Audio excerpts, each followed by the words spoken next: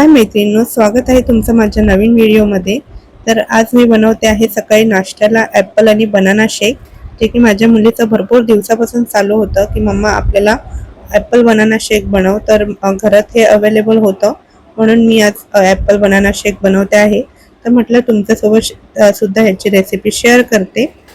तर मी इथे जास्त नाही, एक ॲपल आणि एक बनाना घेतला आहे। तुम्हाला हवं असेल तर तुम्ही 2 ॲपल सुद्धा घेऊ शकता क्वांटिटी वाढवण्यासाठी आणि स्वीटनेस वाढवण्यासाठी। यामध्ये साखर किंवा काहीच घालायची गरज नाही, पण जर तुम्हाला हवंच असेल तर तुम्ही साखरेच्या ऐवजी हनी म्हणजेच मध किंवा गुळाची पावडर देखील घालू शकता। तर इथे मी ॲपल आणि बनाना जे आहे छान असं स्मॉल स्मॉल पीसेसमध्ये कट करून घेते।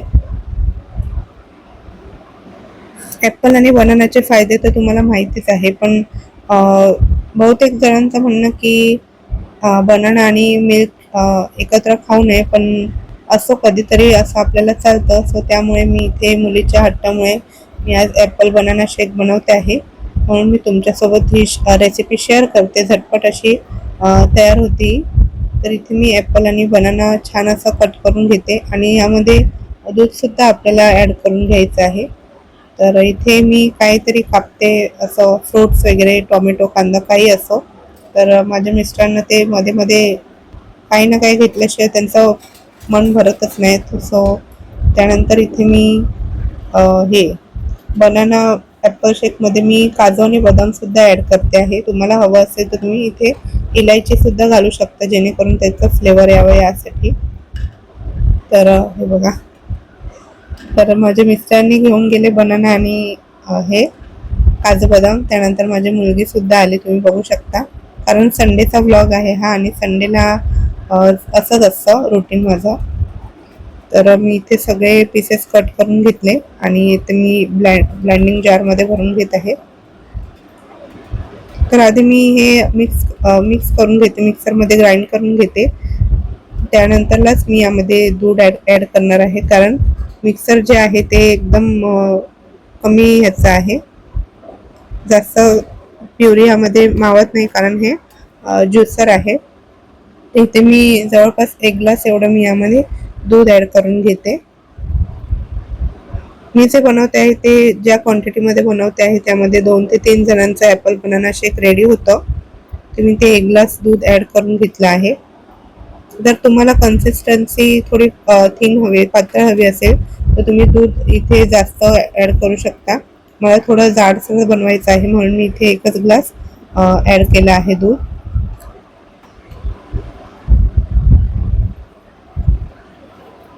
तर इथे मिक्सरमधून मी काढून घेते प्युरी।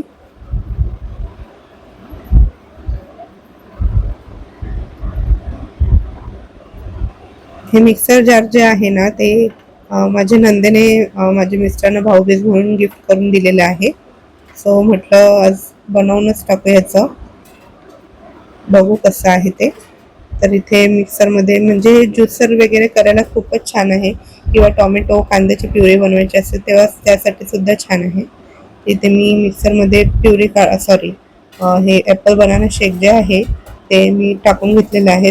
2 ग्लास इथे तयार झालेलं आहे, कारण हे ॲपल आणि बनाना शेक जे आहे ते माझे मिस्टर आणि स्वराज खाणार होती, त्यामुळे मी इथे 2 ग्लासच केलं। आम्हाला आवडत नाही ते ॲपल बनाना शेक, मी मुलीसाठी आणि मिस्टरांसाठी बनवलेलं आहे। ते इथे बनवून झालेलं आहे रेडी। तर तुम्ही देखील तुमच्या मुलांना बनवून देऊ शकता। खूपच छान आणि हेल्दी रेसिपी आहे आणि पटकन होते।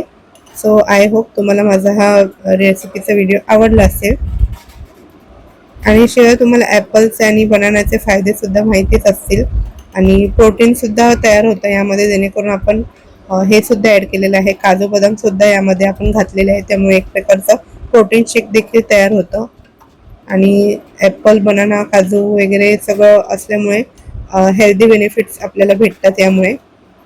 तर इथे रेडी झालेला आहे आमचा ॲपल बनाना शेक। मी आता हे मिस्टरांना आणि माझ्या मुलीला सर्व करते। तर माझा रेसिपीचा हा व्हिडिओ आवडला असेल तर माझ्या चॅनलला लाईक, शेअर, सबस्क्राईब करायला विसरू नका। सोबतच बेल आयकन देखील नक्कीच प्रेस करा। इथे माझ्या मुलीची फरमाईश होती की थोडं चॉकलेट सिरप मला ॲड ऑन करून दे, तर त्यामुळे मी इथे तिच्या ह्यामध्ये थोडंसं चॉकलेट सिरप अवेलेबल होतं घरात, तर ते मी ॲड केलेलं आहे आणि तिने खरं सांगू का खूपच आवडीने खाल्लेलं आहे हे. तर तुमची मुलंसुद्धा 7 ते 8 वर्षाचे असतील तर तुम्ही देखील ही नक्कीच ट्राय करा रेसिपी.